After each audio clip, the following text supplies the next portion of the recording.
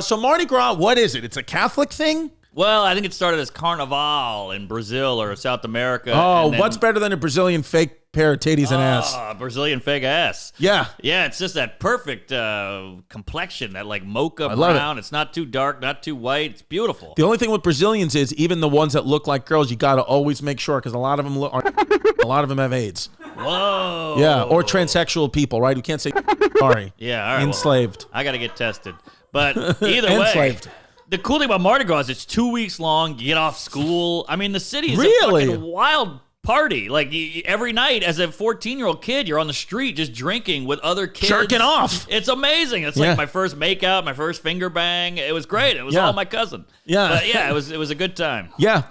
So here it is. So Mardi Gras, tradition, celebration of Fat Tuesday marks the last opportunity for feasting and revelry before a period of Lenten fasting beginning the following day. Mardi Gras remained a raucous but generally informal affair until 1857 when a group of Anglo-Americans from Mobile, Alabama. I think the hometown of the great Roy Wood Jr., potentially. I think you're right. Yeah.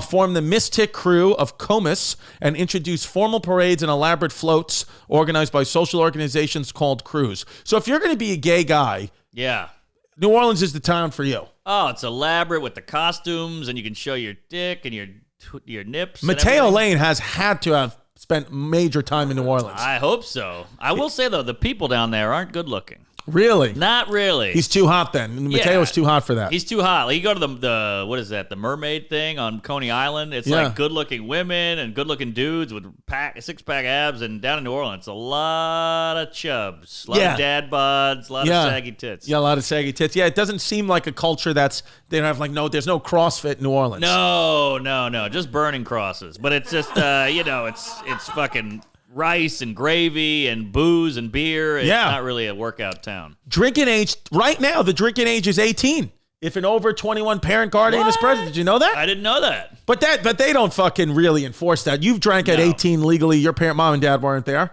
No, completely. I mean, you get into a cab when I was a kid and the guy had a beer between his legs, and that was completely normal. Really? It's just so part of the culture. Yeah, you wake up, you have a drink, you drink with lunch. Interesting. It's a wacky place. You got to go before you turn 30. Hit it up. It's a great town. It's boozy. It's prostitute-y. It's trans. It's gay. It's parties. It's fun. So in many ways, New Orleans is a city. It's a very progressive city. It's been in the 80s. Things were acceptable that were acceptable only starting to be accepted now. They were accepted 30 years ago in New Orleans. Yeah, we got a gay section. A lot of rainbow flags. That's where I grew up. Yeah. Great town. Not a great town to grow up in, if I can be honest. What's the reason? Well, it's like Vegas. It's just all party all the time. And, you tell your friends, like, I want to be a comic. They're like, oh, the theater dweeb over here. You're like, right. No, I want to try something. They're like, no, you got to be a line cook like the rest of us. You can't move on. Right. You can't leave, and they give you shit. Well, stand-up comedy, because I've never been to the city of New Orleans. I've been to most cities in the U.S., with comedy.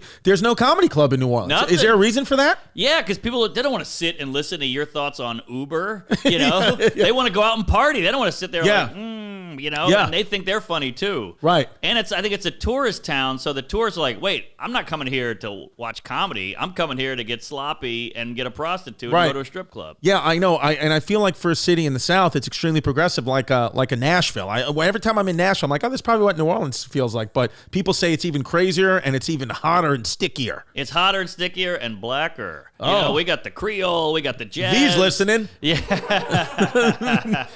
Black Son V. Yeah. It's we got more soul down there. I feel like Nashville's a bunch of honky tonk queef, whitey douches, and we're more second line and Mardi Gras and all that voodoo shit. You ever seen some weird voodoo fuck down there?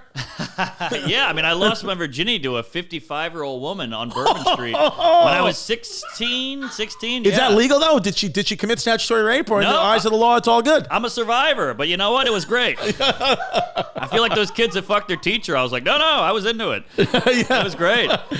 Mark's a survivor. Somebody had to remind me of that. They're like, you're a survivor. I was like, oh, I guess I could use that and make a career out of it if I was a shittier comedian. Yeah. But yeah. Dude, that's hilarious. You should write a book. I had no idea. Maybe I'll do a one-man show. I'll call Colin. How do I write these? Yeah, 100%. Colin, hope you're listening. Last time somebody was in the studio, Colin got COVID. He's getting better. CQ, we love you, baby. I think the lady I fucked had COVID, and that was in 2000. Yeah. But you. She was Asian.